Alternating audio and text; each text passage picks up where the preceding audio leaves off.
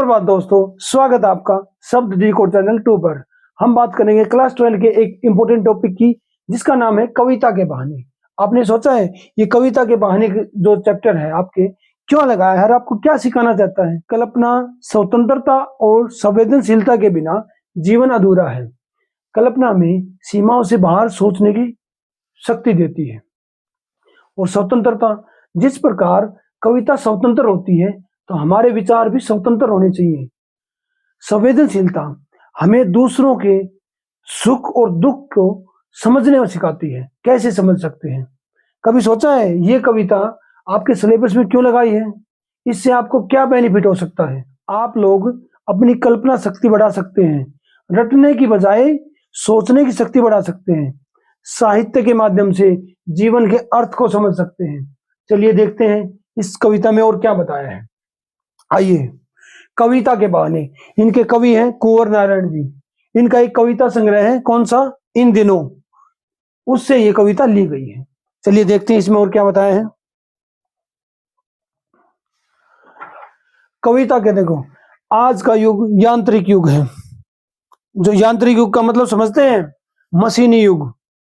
अब टेक्नोलॉजी इतनी बढ़ गई है, अब कविता का अस्तित्व नहीं है। कवि को ये सता रहा है कहीं जो अस्तित्व हो खत्म ना हो जाए, शंका में है उनको। अस्तित्व का मतलब है नामो निशान। क्या कविता समाप्त हो जाएगी? हो सकता है ऐसा? नहीं हो सकता, बिल्कुल। क्योंकि कविता है ना जो असीम संभावनाएं व्यक्त करती रहती है। असीम संभावनाएं मतलब जिसकी कोई सीमाएं नहीं है, इतनी संभावनाएं रहती हैं तो कभी समाप्त नहीं हो सकती वो। चलिए और देखते हैं क्या बताया आगे। पहले काव्यांश में क्या है? कविता एक उड़ान है चिड़िया के बहाने। कविता की उड़ान भला चिड़िया क्या जाने, बाहर भीतर इस घर उस घर, कविता के पंख लगा उड़ने के माने चिड़िया क्या जाने। चिड़िया अब जिस प्रकार जो चिड़िया होती है वो उड़ान भरती है, उसी प्रकार कविता भी उड़ान भरती है। जो चिड़िया है वो मुक्त आकाश में उड़ती है, खुले आसमान में। पर क्या है, उसकी एक निश्चित सीमा होती है, उससे बाहर नहीं जा सकती वो। पूरा आसमान में तो नहीं जाती, सीमाओं के पार। और क्या है दूसरा? प्रकृति तक सीमित है। नेचर में तो सीमित है, इसमें प्रकृति में तो सीमित रहती है। वो तो उसकी प्रकृति है, वो क्या है, एक निश्चित सीमा में उड़ सकती है।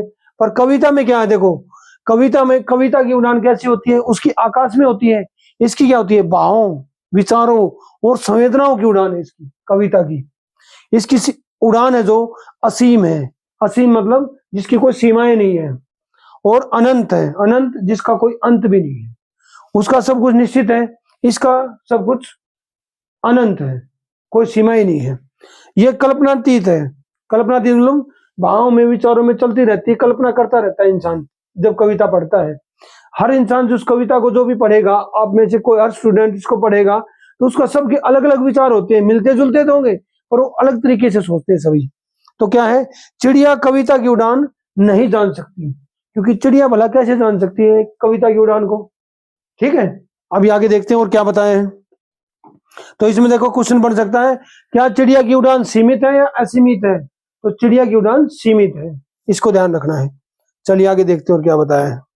देखो, कविता बाहर का अनुभव और आंतरिक अनुभव, कविता में जो होती है हमारी में, कविता बाहर का अनुभव भी कराती है और आंतरिक अनुभव भी कराती है। इस घर और उस घर, इस घर मतलब इस समाज में भी चलती है और क्या है, अलौकिक जगत तक फैल जाती है। कविता जो है हमारी शब्दों के द्वारा उड़ान भरती है, जिसे सीमित चिड़िया नहीं समझ सकती। चलिए आगे देखते हैं दूसरे काव्यांश में क्या बताया है। अभी देखते हैं ये काव्यांश 2 में क्या है। कविता एक खिलना है फूलों के बहाने। कविता का खिलना भला फूल क्या जाने, बाहर भीतर इस घर उस घर, बिना मुरझाए महकने के माने फूल क्या जाने। देखो, जिस प्रकार कविता है वो भी खिलती है फूल के समान, जैसे फूल खिलता है उसकी सुगंध फैलती है, वैसे ही कविता क्या है, कविता भी फूल की तरह खिलती है, फिर उसकी सुगंध फैलती है दूर तक। पर जो फूल की वह सुगंध है वो लिमिट्स एरिया तक घूमती है, दूर तक नहीं जाती। पर क्या है, कविता क्या है, वो अनलिमिटेड है, उसकी तरह दूर तक फैलती है।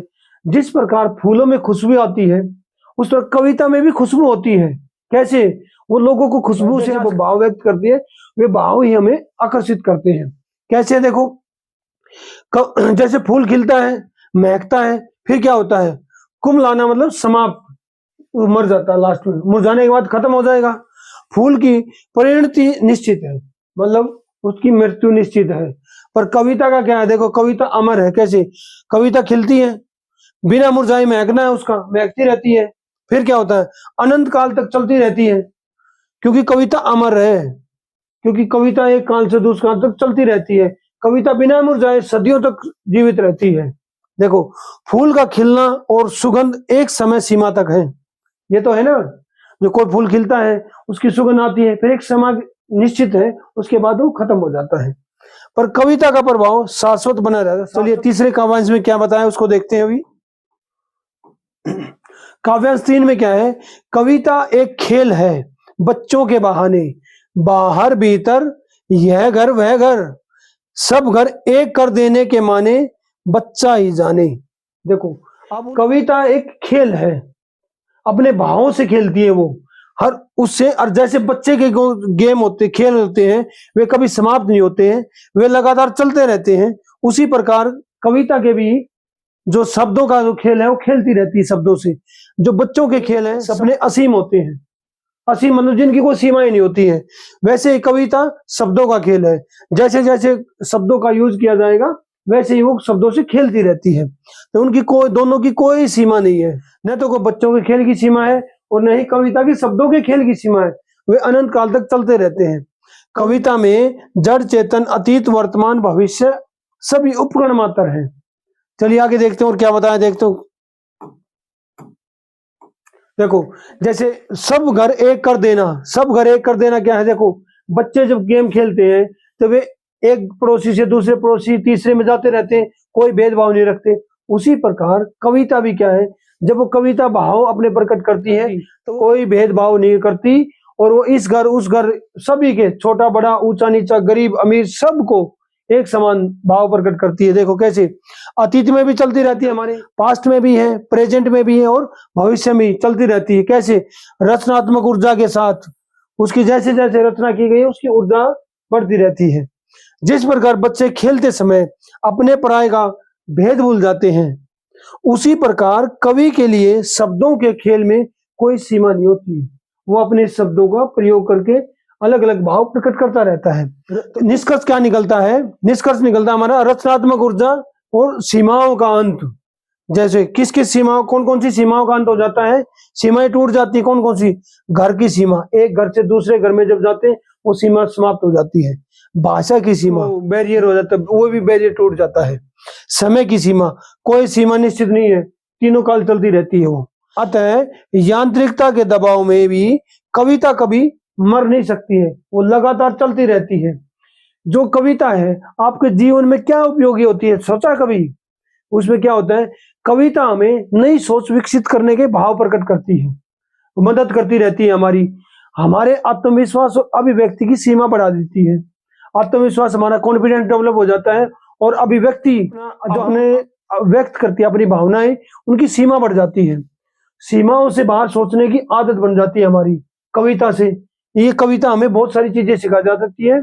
तो मिलते हैं अगले वीडियो में, धन्यवाद।